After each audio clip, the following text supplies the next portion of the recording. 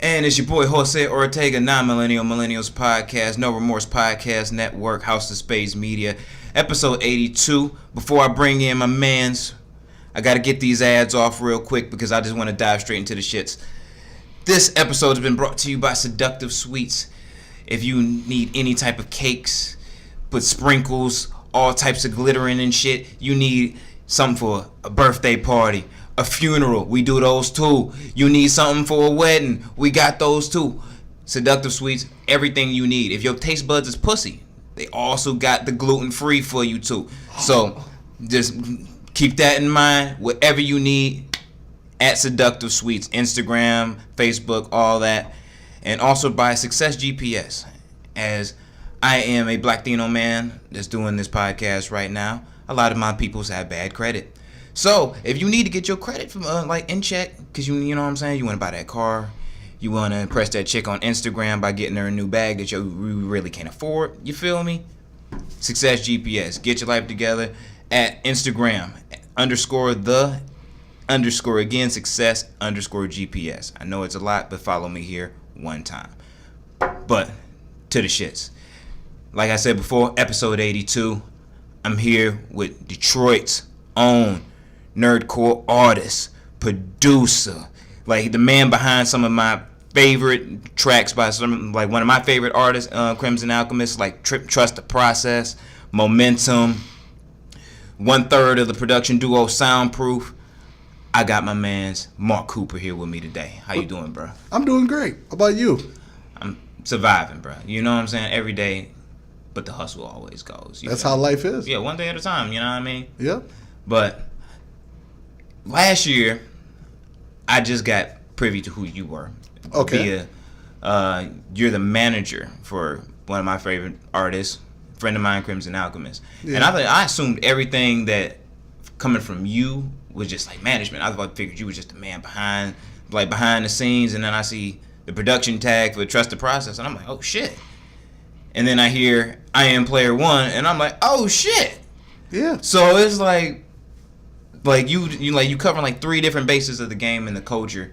So I'm just gonna start like real talk for from the origin. So where did it all start for you? Well, to be honest, I started probably when I was 16, 17. I was in high school. Everybody wanted to rap then. I think that was 2004 in that era. Everybody wanted to be G Unit. Mm-hmm. So every bar came with "I will shoot you and kill you," but at the same time. True. You can come over and have Rice Krispie treats. That's real life. That was what it was. Mm-hmm. But I started rapping then, and of course, everybody raps about the easiest. This is the thing that people got to understand. Oh.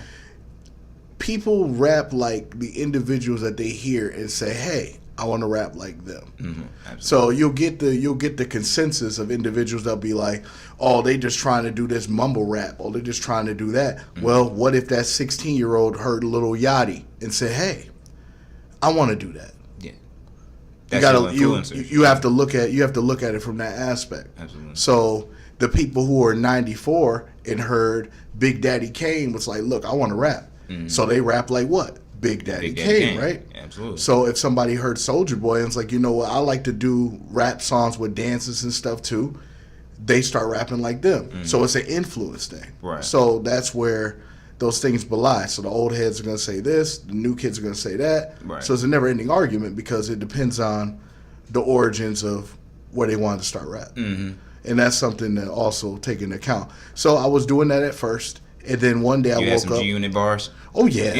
Everybody had some kind of gun bar that was related to a person, place, or thing. Right. Punchlines. No, oh, yeah, absolutely. Yep. My main influence was Cassidy.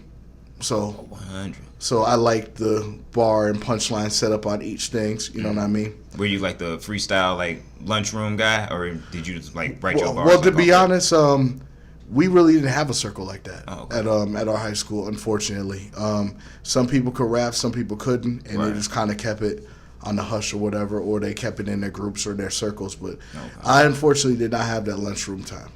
Oh damn, that's I battled people in high school, but I never had that lunchroom cipher time though, unfortunately. Damn, that's wild. It wasn't enough niggas that wanted to do that shit.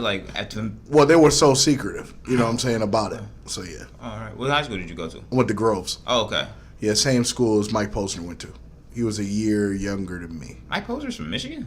Yeah. I had no fucking idea He lives in Bingham Farms now. Wow. Well, that makes sense for him. Yeah. It definitely makes he sense was for Mike literally Poser. down the street. I mean, I knew him personally. You know what I mean? We used to do beats and battle and things like that. Like, Okay. I've known him before to come up. Wow. So, I've known him since middle school, but I mean, it's the same, you know. Yeah, like, it's just like somebody that you just know, like, since Yeah, before. because he used to rap before he was doing the singing and the singing pops and shit. stuff. Wow. He used to rap. Was he nice? He was straight. Oh, okay. All right, for sure. Mike Posner. Shout out to Mike Posner. I ain't really paid no attention to him in a minute. Oh yeah. So the rap started for you in high school. Did that come in segment like together with production? No. It was back and forth when it came to that particular thing. Okay. I used rap to express. You know what I mean? I wasn't the popular kid or anything in that aspect, but I was always really busy. Right. But I used that to write to express. That's really what it was. I had the microphone set up in the house. It wasn't like this or anything like that. My microphone is, remember that Jadakiss game that came out at PS2 that called Bring On the Mic? Yeah. I used that mic to record. No shit. I plugged in a USB, grabbed one of these, and that's how I started. It always starts from the simplest things. Like the simplest things and like the shittiest equipment in the smallest room. Yep, plugged it in with Cubase LE. Yeah. Yep. That's where it always starts. That's the rawness of hip hop. Like, you know, that purity that it does come from, like, the concrete from somewhere for every single artist. Like, it is like that purity that's there. Mm-hmm. So with production coming like in and out, was there like something that inspired like the production, like something like, yo, I can do this too? Was it, like, do you like play like an instrument? I heard you play like keyboard and shit. Yeah, I can do that. Okay. Like, but the thing is, it was probably 2010 in college. Met up with another individual. I had no choice but to make my own beats because I didn't know how to buy them. I didn't know how to go on SoundClick and things like that. The first beat I bought was in cash by mail. Whoa, throwback.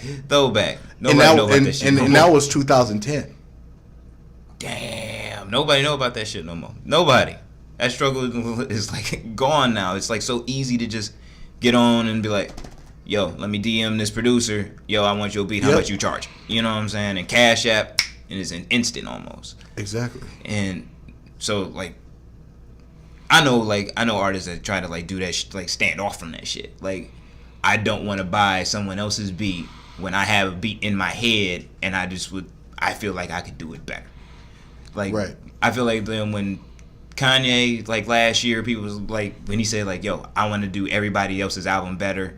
Like, some people looked at it as a cocky thing, and sometimes that's the way to go, because it's like, if you hear it and you just hear this magnificent sound and you can just put that out so much cleaner your own way, you ain't got to settle for anything less, you know?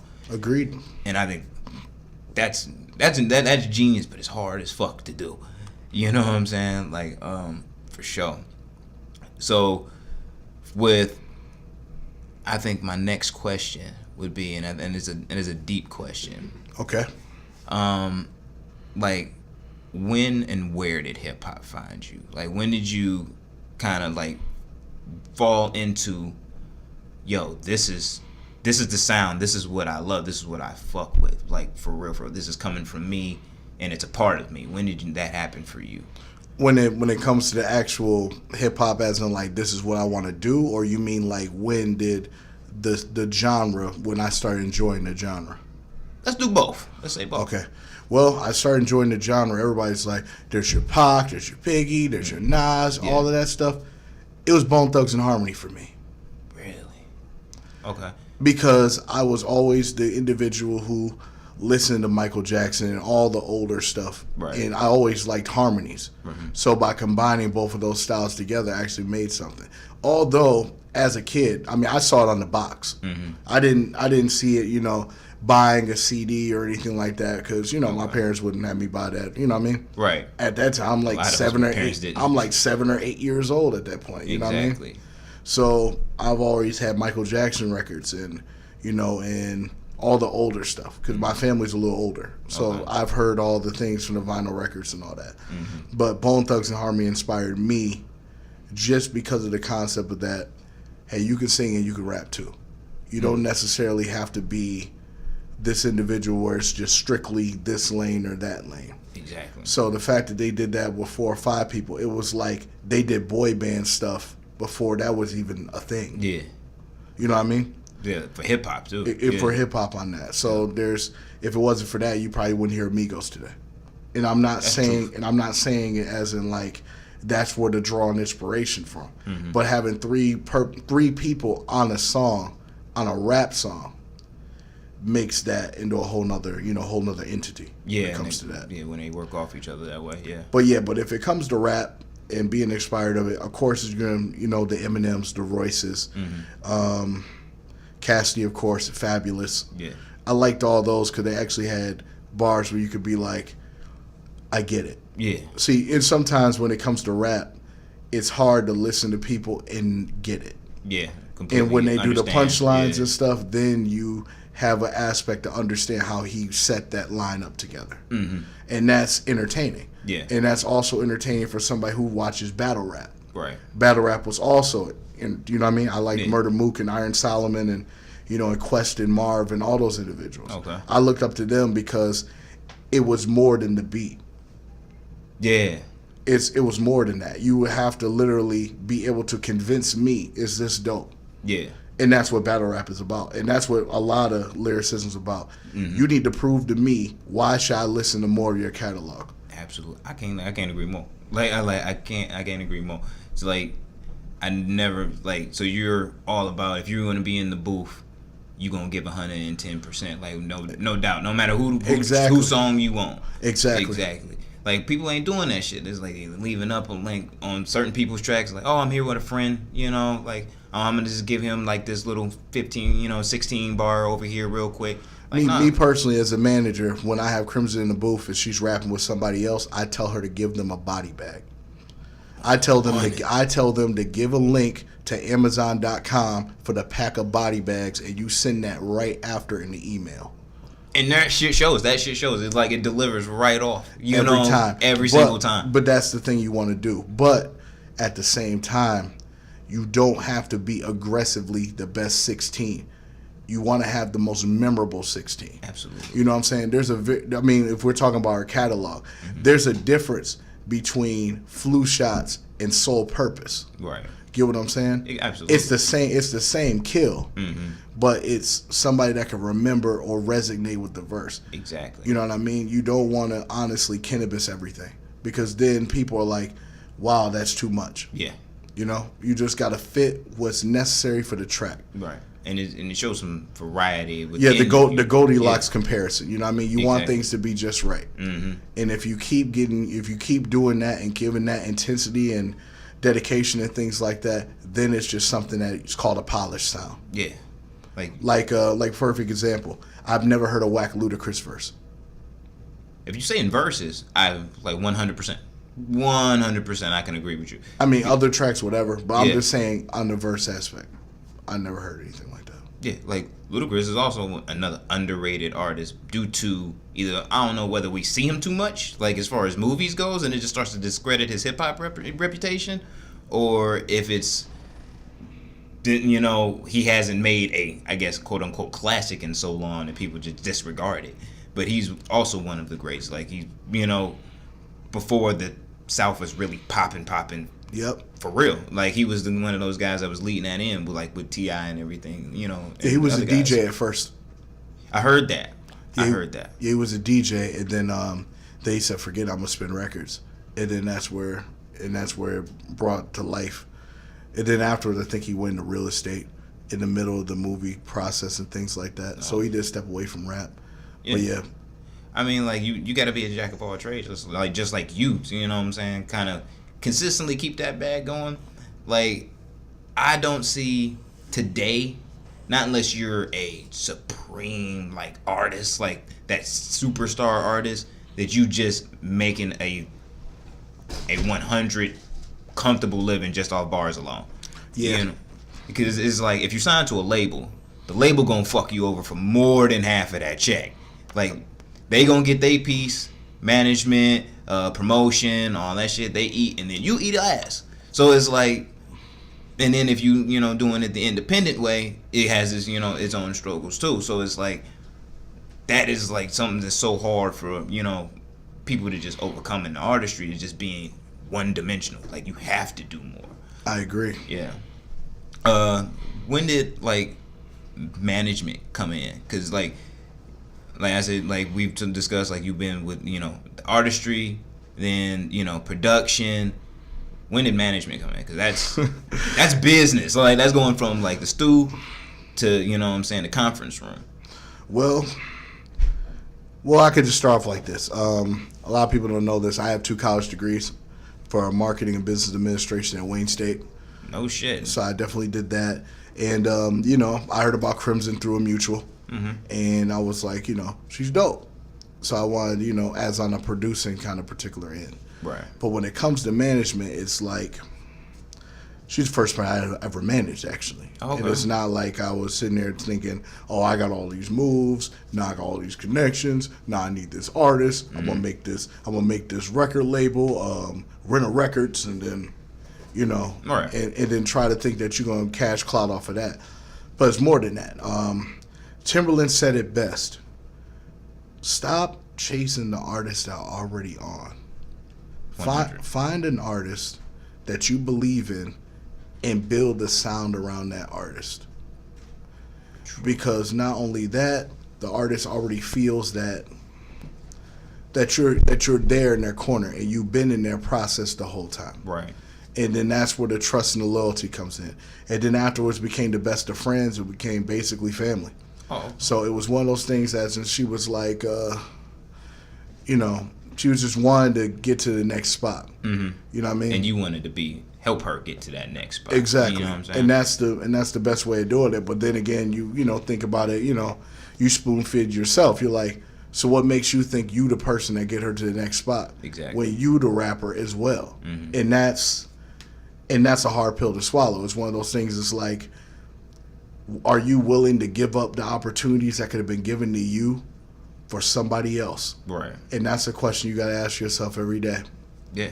And what I was able to do is I said, you know what? She works hard. She puts in the dedication. She puts in the work. She puts in more work than the average anybody. Right. And what I like to do in my management is I want to tell her everything that I know. So just in case if there's ever a falling out or she finds a better opportunity than me, she knows how to handle herself. True. And a lot of managers don't want to do that. They want to leave everything in the dark.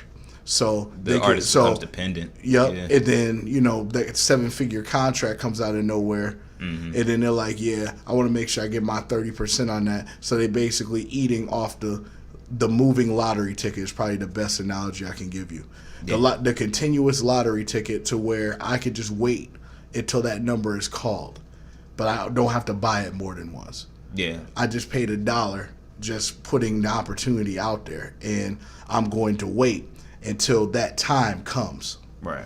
And there's a lot of people like that. Yeah, like that's I think the ethical people that are within hip hop and within the industry, because the latter to what you just explained, someone else would say, well, that's the industry.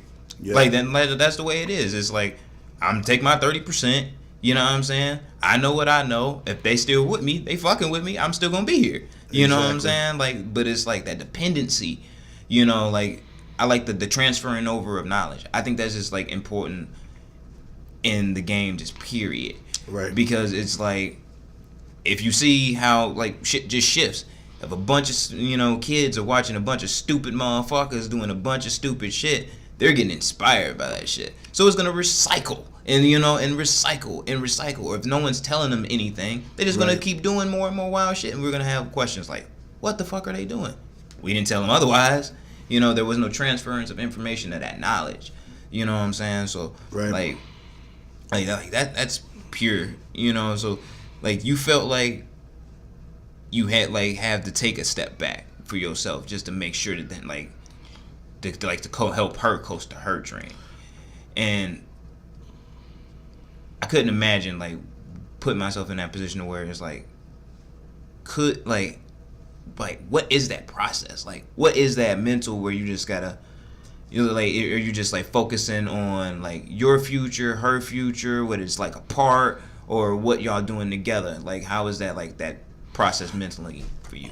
Well, the best way to explain that is when it comes to music and being a producer and a manager and things like that, you tend to grow with an artist when that comes to that kind of thing. Like, perfect example here. I do, when I manage Crimson, there's going to be a scenario where she may need beats or she may need things like that in that nature. If you eliminate some of the things that could be problematic or, issues or things that she can deal with, if you can make everything the best way you can in the house, it'll come out a little bit later. Yeah. You know what I mean? Like, she even said, Mark, I want you to rap again. And I was like, what do you mean? She's like, I want you to rap again because you literally, basically was like, I'm going to put that on the back burner and make sure the beats is good and make sure you're good. And she's like, no, you don't. You should continue rapping. And I was like, you sure? She's like, yeah. And then that's how Player One came out. She was 100% right. Like, 1,000. Because this is, like, for me, being from Detroit, I know you're familiar with the consistent Detroit sound that's completely been circulating for the past, like, 15, 20 years. Yes. That seems so popular. Whenever I hear something that's not that coming from the city, my ear immediately just clicks to it because it's something else. This is something different off rip, so I'm just, like, listening and toning into it. And when I got into, like, by the point I got to Boomerang, I got, like, if like, Black Thought and Boma had a baby, and then, let's say, Goku and Alchemist had a baby, and them two babies came together and fuck, that would be that. Like, that's how dope that shit is. Like, like, that's next level shit. And it's like, it was so, like, impressive just to hear just anyone, like, do that. Then I haven't heard, like, you spit before. I was like, what the fuck? Like, why haven't I heard Mark Cooper bars before? You know what I'm saying? So it's like, she was 100% right with, like, you can do, like, you a jack of all trades, man. Like, you a jack of all trades 100%. Like, and from hearing that, like, that project was, like, the first, I think, nerdcore project, like, I've already, like, listened to, like, all the way through. I've heard plenty of different songs from different artists, but, like, the project all the way through. And then, like, it led me to how if, like, almost similar to my question before, when you started, like, everyone had G-Unit bars. Did you ever feel like you had to make that type of music going, like at all, like the Billboard radio hit to be on? Or did you just, like, kind of, like, after that phase when you got a little older, it was just like, fuck it. Like, I like this shit. This is what I know, and just went from there. Well, to be honest, every artist goes through that aspect where they need to sit down and they're in the middle of writing 12 or 16, and you're like, this isn't me. Yeah. And that's the thing about it. And then the thing is, I was going to do Nerdcore 8 years ago. But the way it was YouTube based. So if you didn't have a dope video editor, it didn't matter because nobody was going to pay attention to it yet at all. Right. I didn't know really thing about the scene like that. I didn't know how big that was. I would even go into comic conventions. I didn't even know about that. I was one of those particular nerds that didn't even know about Comic-Con. I didn't even know any of that existed. And when I think Comic-Con, I'm only thinking what the word says. Comic-Con. Right. So it's about comic books, and I'm not the big fan of comic books. You know what I mean? I mean, I am now, but what I'm saying is back then, I didn't collect comics, so I would have felt out of place. Right. You know what I mean? I played, I was a Halo person. Like I did MLG and all that other stuff. Oh, okay. You know what I'm saying? Like I was in that realm of playing. So. And then you felt it, like, and then you notice those two things, those words was, like, incorporated together. Yep. Yeah. When I lived out in San Diego for 2 years, and like being out there when Comic-Con happened, I was like, oh shit, like this is like a huge thing, like superheroes and, like, Walking Dead and all types of, like, shit, and, like, hearing, like, music incorporated to it. Yeah. That's what was interesting to me, was just seeing, like, there's artists that perform at this. That is, like, that's the lane that it is. And then when I think into Yumacon and when Crimson Alchemist was on that bill, I was like, shit. Like this I was too. Like, this actually is a propeller. Like, this will get you out of here, and it's a lane. And that's why, like, I ask, because it's like some people feel like, oh shit, the popular music is the trap, so I should make trap music. I should just make trap beats. I should just fuck with trap artists. Whereas it's like, me and Ace was talking about it earlier, Vanden, that everyone doesn't have, like, you can't make music to appeal to fucking everyone. That's just like impossible. You know? So it's just like, you have to, you know, what you like, what you know, you into that, make your own way, you know, and like keep that going. Because it's like, if you came in here right now telling me today, like, yeah, like all I do is trap, and like came in here like, wait, toting the K, talking the way that you do, it'd be like, wait, like those things don't match. Because, you know what I'm saying, like, is it just a persona, or is it like this is just how you feel, you know? Because like that is where people get, I feel like artists get caught up in what's real, what's not, and then when they get exposed to what's real, they look embarrassed, you know. But yeah, so we talked about management. Is management like managing Crimson like the only artist that you care to just take on right now, or would you be looking forward to?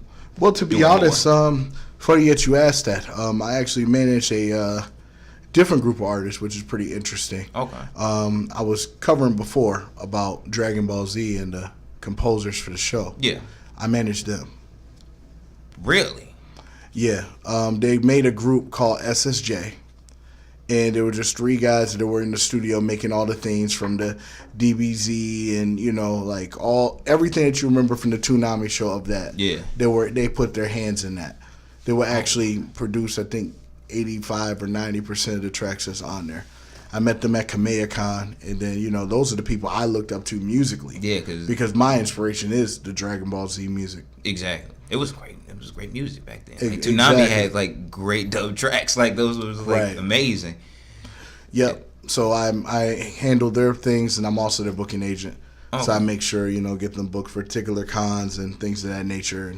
And what genre are they in right now? I want to say they're alternative. Alternative? Okay. Yeah, they basically like a band. There's not any vocalists or anything like that. Yeah. It's an instrumental band that basically plays and basically covers themselves in concerts. They performed at YumaCon this past year too. Okay, like that's dope, like, and that shows for like diversity. You know, like the ability to manage a variety of different types of different acts. You Exactly. know?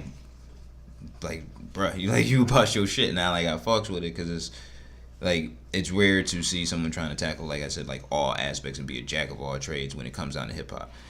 And so, from the production standpoint, going back, I know you're like 1/3 of the group Soundproof. Yeah. Let's start off with people who just don't know. What is Soundproof and where did it begin? Well, Soundproof is a collective. It's me, DJ Fluff, my cousin, and my partner Blizzard. All right. They know us for producer battles and producing a lot of different things. Blizz produced Agni Kai. Oh shit. Okay. It's just our collective and squad. Mm-hmm. You know what I mean? And we just started about 4 or 5 years ago. Mm-hmm. We've been friends for a while. We do the particular music thing, and we just kept it as a collective. Right. And then we also were known for battling and Battle the Beat Makers and Beasts of the Beats traveling. Right. So we built a name based on like traveling and taking that on the road. Yep, and beating the producers we need to beat. Yeah, like you, iStandard Beat Showcase winner. Yes. Like, explain, because this was also something I had to research, was the beat contest. Because it's like, I know about, like, you know, rap battles and then like lyrical contests, stuff like that, but I didn't know there was like a beats competition. Yep. Like, with the Michigan Beat Battle League, there's that in the city. Me and Blizz share the top 3 spots. Blizz is number 1, I'm number 3. All right. It's just a competition where it's like one producer versus another producer. You got a minute to impress if that beat's better than this one. Okay. Crowd judges or regular judges, and that's what we do. That's dope. Like I just, like, it's the simplest way, like simplest thought process ever. Because I'm like, it can't be that complicated, but it's like, that's dope. It's not complicated, yeah. And I know like that had to be its own thing, you know, like to go from like entering into beats, you know, like beat showcases, and then like winning them and like taking rank. Like like taking thrones on motherfuckers and saying like, yo, I'm here, this is my spot. And how long, or from when you started to take producing seriously to when you won your first beat showcase? I started taking it serious in 2011. Okay. I won my showcase 2015. So the biggest one to date. I think it was a $500 pot. Oh, bread is bread, and winning a thong is a thong. Like, and then I period. just kept winning. That's all it is. Like, was that like that one just the kicker, or let me put it like this. Would you say the win was more driving, or were the losses more driving to get to the first win? The losses. 100%. Because, like, I know those losses, like, those stack up, and you're just I used to lose first round all the time when it came to certain things like that. But I guess it's the best way to explain it like this. When it comes to producers, and it comes to artists, and it comes to competitions, the best way to explain it is like this. It's not losing. It's how you lose. Yeah. And there's a difference. As a producer, see, the difference is between rap contest and production contest is two different levels. Yeah. Rap, you necessarily can't measure the English language of what was better. It was how it was delivered. Rap is sales. If you can't convince me to buy this from you, then you lost. Right. So you need to go back to the drawing board and figure out a way to convince me why I should listen to you. Production is a little different. There's a lot of different elements that you have at home to work on. It's not like you come over to rap, oh, I can't spit this no more. I got to start fresh from ground one. You can still work on the craft that you've been doing all this time. You just got to be confident enough to be able to show it and be like, this is dope. Right. And that's what it is when it comes to production. Like, learning that the 20 people in this room with you that call you dope don't mean the 7 million going to find you dope. Right. And as soon as you figure that out, it won't bother you anymore. See, when you doing rap, you sitting here, you trying to, figure out what your best punchlines are. Exactly. You going out, you smoking or whatever you doing, trying to get yourself in the zone. When it comes to production, it's like, this beat's dope. Is it mixed right? Does this make sense? How's it sound in the car? There's more preparation when it comes to that. Absolutely. And with that, it's more nerve-wracking because you spent countless hours trying to tweak the same sound over and over again just for some guy that has more experience than you do flips a trap beat, everybody's hype because he understands how to sell it. Right. And then you sit there and you're like, well, dang, like, I spent all that time or whatever. And then you get the ones that feel like, yo, I got 20 people in here say I'm dope. I'm doper than these individuals. I don't need to be in this competition, nothing like that. And they never grow. Yeah, there's less and less producers get in these competitions because it's either an ego thing or they feel like they don't measure up. Yeah. I think the standard of taking a loss just on a public humanity level is just, I can't take one. But it's like, when you take a loss, if you're taking it correctly, you're gonna learn some shit from it. Like, exactly. 100%. Not to make it sound like Schoolhouse Rock. It's not like, you're not losing. You're just learning experience. Yeah. But that's not. What I mean, it is what it is. But at the same time, it's one of those. It's like, after the first loss, you feel that way. Right. But when you take 17. Yeah, you start to get down on yourself a little bit. Yeah. When you take 17 in a row, like me and Blizz have took some serious L's, and it would either be on some nonsense, it could be politics, it could be a lot of different aspects of that, especially. But that's the thing about how me and Blizz became best friends. We were just like, bro, no matter what happens, we're going to go do these monthly battles every single month until we figure out what we're going to do. And then that's where we got to where we are now. Yeah, I mean, like, and I believe it's like, and also in the rule of averages. Like, you keep putting in the time, you keep putting in the hours, you keep going out there and keep doing it and doing it again and again and again. If you're doing it the right way, you're going to get that first win, like, eventually. Instead of saying, like, how certain, like we were saying, like, certain people stay stagnant and they just say, like, fuck it, bro. And you never get any better. You delivering the same shit every single time instead of looking back and saying, like, what did I do wrong, or what could I have done better? Exactly. You know, and when I got with Crimson Alchemist, growth. You know, is just that growth from where you were to where you want to be. You know, exactly, and that's like sometimes that's big steps, sometimes it's small steps, but it's just like however the fuck like you get there. So I'm gonna focus on I Am Player One for a minute. All right. And you said like part of the inspiration came from Crimson Alchemist saying like, "Yo, I want you to rap." I know you had beats stored, you know what I'm saying? I know you got a catalog of them shits, probably like miles long. If I'm not mistaken, you do about 5 tracks a day. Yeah, about 3 or 5 every day. Yeah. Like so, like I know you had like a shit ton of them, and you could have like probably dropped the project whenever.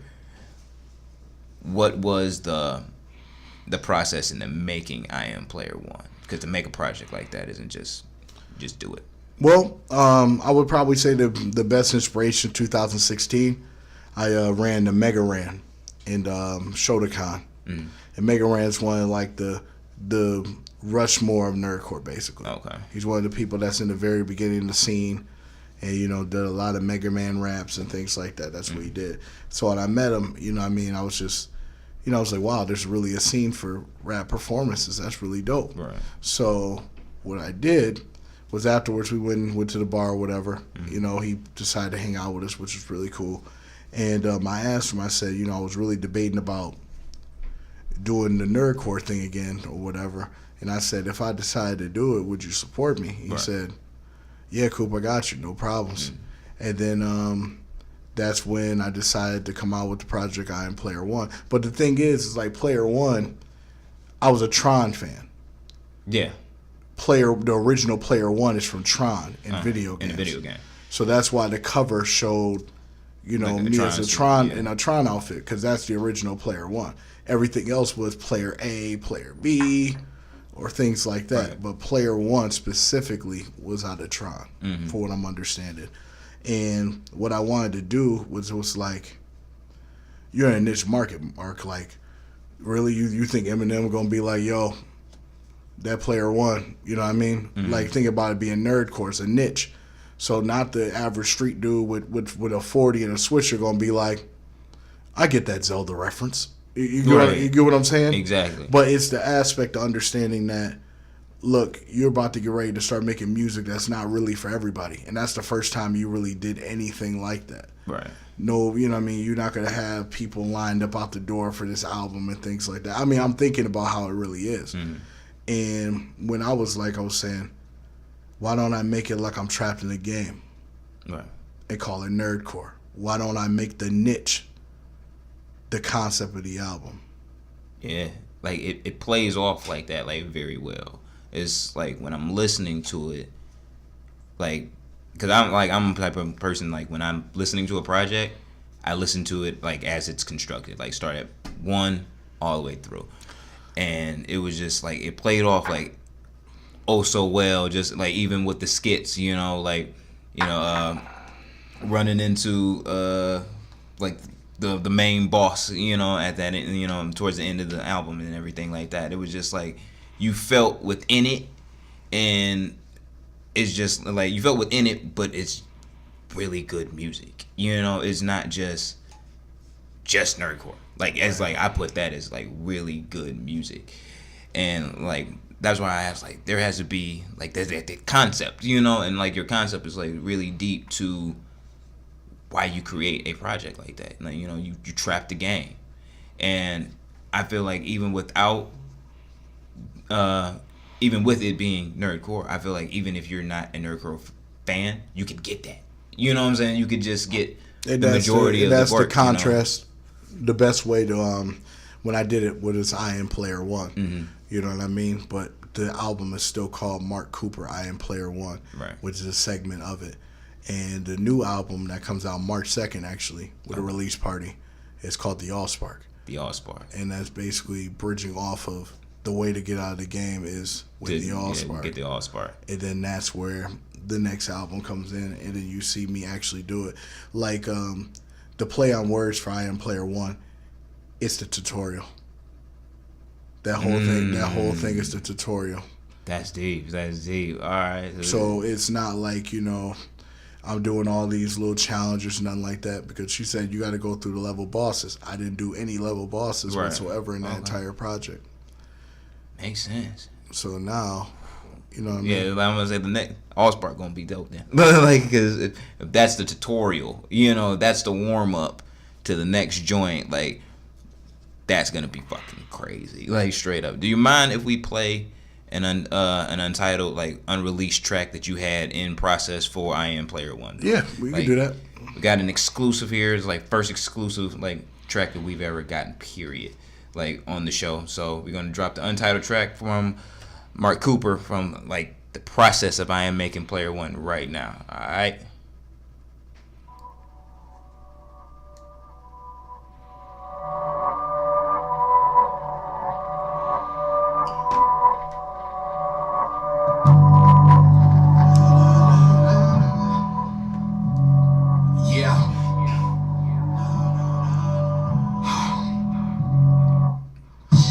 Worth my weight in gold, my spirit's heavy. You never felt the struggle, you was never ready. Cause dreams are sketchy on troubled waters with jet skis. Where waters don't impress me, on thin ice is risky.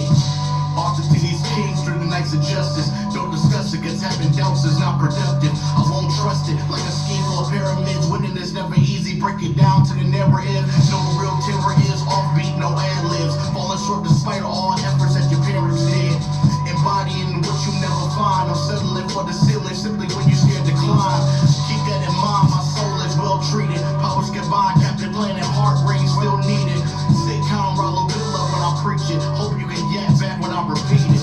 I used to stare down my problems, suffer through the consequence. Never dropped my sword, I was overfilling with confidence. And time was spent with hourglass material for the obvious. Past the rest of case, reach the faces of accomplishments. Flow off the perimeter, dream of special moves like a wrestle out these finishes. Into the positives, dashing from the images. See the sign in the swindlers, no one can be the end of ya. Mind so finicky, 94-6 stickily. Wilder than dead while the scene at your school assembly. Pressure's always on me, I will shine eventually. Till you see the diamonds reflecting off the victory. In the dirt like feeling little to feel. Looking for worms, I know the birds are sleeping still. On the real, I'll do more than what they will say. Go harder than Jolly Ollie Man did on career day. I've been hungry, suffered at the lunches though. Cause I remember I was lunching on Lunchables. Trying to figure out whatever direction now I'm trying to go. Got enough in when I was working up in Domino's. Same woes that Blizz and Crimson can feel. In January, enough bills to give me the chills.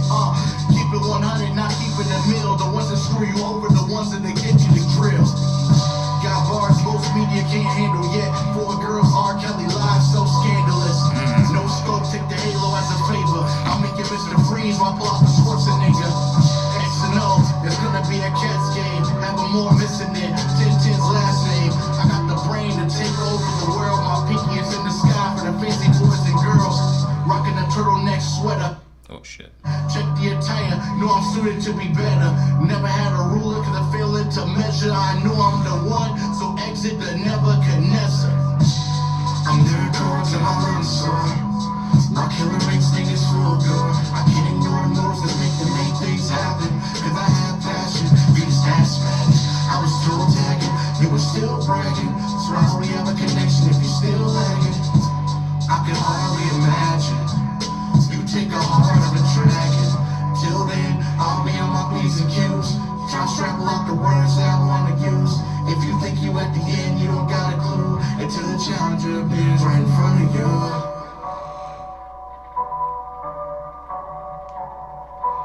God damn. Alright, bro. I'm hyped about that Allspark. I'm hyped about that because that shit right, like, that's cool. Like, that's amazing. Like, that's amazing from production to the bars. Thanks. Like that's. Did you make that beat? Yeah. Bruh. Like, God damn. Because, like, when I was doing research on you, I kind of started from, like, your, like, the start. And I started just listening to beat packs and kind of, like, just scrolling my way up. And then I, in preparation for the show, just listen to I Am Player One. Right. Bruh, that, goddamn. Like, from where your start was, from where, like, at least I heard it, to that untitled track, that's amazing, bruh. Like, I'm definitely like hyped up and like geared up for Allspark. You said that dropped what, March 23rd? March 2nd. March 2nd. Oh shit. Ooh, dope. So where's it gonna be out at? It's gonna be out on all streaming networks, you know that. And the release party's at D Tribute. So if you want a exclusive copy of it, physical, I'll have it there. Oh shit, I will definitely be there. Like, cause, like I'm gonna need two. I'm gonna need to have one in the plastic. I need one for the plastic for sure. Oh yeah, no problem. So before we wrap this up and like, get out of here, just a couple last minute questions. Really, what do you want your footprint to be on hip hop? Well, to be honest, I never really thought about it like that. Deep questions. Nah, it's one of those questions where it's like, I just want to do what I want to do. I just want to do what I love to do. Right. I don't necessarily have to be the forefront or the next step or the next level, because just do what you love to do. Sometimes putting titles on things, you know, like saying, I want to be the next Jay-Z of the generation. I want to be the next J. Cole. I want to be all this stuff. Yeah. I just want to be Mark Cooper, man. That's true. You know what I'm saying? That's a dope answer. You know what I'm saying? You want to be you doing what you do and what you love to do it the best way. You know? Exactly. Like, love what you do, man. There's too many trying to trace themselves with greats. You know what I mean? Everybody would like to say, yeah, I would like to be the next Eminem. Absolutely. But he's Eminem. Yeah, like who? There's no next you. Right. You know what I'm saying? And sometimes when you do that, your inspirations change. And then when you have your inspirations change, now you are the next him. Right. Because you sound exactly like him. Like, but you're not gonna be happy about it. If that's the case, make a program of all the things Eminem has ever said. I mean, word for word. Put it into a bank and make a Mad Lib and basically have nothing but Eminem inspired verses and just rap those. Oh, eventually, I believe they trying to get to that point. Well, especially with the hologram shit. Oh, they definitely trying to get to that point. There's a website already out for it. Really? Yeah. Like, how many holograms is there now? Like, not even the holograms. I'm talking about the verses. Oh shit, that's. But I mean, it is what it is. It's a business. Yeah. And you gotta look at it for the best aspects. But all I'm saying is that if you're gonna do music and all that, do it because you love it. Yeah, don't do it because it could get you something later. Absolutely. And then that's where people fall short. Exactly. Like, this is a game that I'm sure you take seriously. Like, I take seriously. You know, like, I never thought I'd be the person interviewing artists, but this is like something that, like, I'm a part of the game of hip hop. You know, and I take that shit very seriously, and I love the shit. And, like, I couldn't imagine in any way not doing what I'm doing now. You know, like, and continuing the process of it. Like, it just wouldn't make, like, the world would be fucking weird to me, like, straight up. Yeah. And outside of Allspark dropping March 2nd, what else should we expect from you in the camp this year, along those lines, and anybody that you want to plug? I do a lot of stuff. So that's a lot of things to mention. The best thing I could really say is, you know, watch out for Crimson's project. It should be an album that comes out soon. 100. I definitely have some smaller projects coming out in the process as well. Okay. I don't want to give in too much because the Allspark's not out yet, so you won't be able to know what I'm talking about. For sure. Probably some more beat tapes. Oh, yeah. I was say, like, those are dope. Like, always get those. But they know me. You know what I'm saying? Yeah. When I say I'm about to release something, I post a Facebook status or Instagram. Right. I'm not a person that's drilling you to death about things. I feel that way of marketing doesn't work like it's supposed to. Yeah. Tagging 99 people, thinking that they're going to mess with the music, but all they're going to do is just like it. You made no profit from that. Right. What was the point of you doing that? Exactly. Truth. And they only do it for projects they want people to buy. Yeah. Not the free stuff. Which I don't understand. And people want to monetize everything just off the rip. Like, there's no putting the weed in the bag to try and, like, build up to, you know, to what it is. But that's all I got from you, like for you today, man. Like I appreciate like you stopping by and giving us the interview and shit like that. Like this is my first time meeting you and like meeting the man behind like so much music and like moves and hip hop and the game that I've just been admiring from afar. Just meeting you up close is like it's been a pleasure to like you stopping by and giving us the interview, bro. Oh yeah, like, no problem, man. I appreciate you inviting me on. I appreciate it, man. And this is your boy Jose Ortega, episode 82, Non-Millennial Millennials Podcast, No Remorse Podcast Network, House of Spades Media. We will be back, well, at least I will, with Busy Black on Tuesday to record another one that drops on Wednesday for you. But until then, enjoy this. Keeping, what's your social so we know where to find you? Easiest thing to know. Anything with It's Mark Cooper, you'll be able to find me. That's ITS Mark Cooper. Type that anywhere, you'll find everything you need to know. 100. So make sure you follow Mark Cooper on all his social platforms and look out for Allspark that's dropping March 2nd. So once again, Jose Ortega, and I'm out.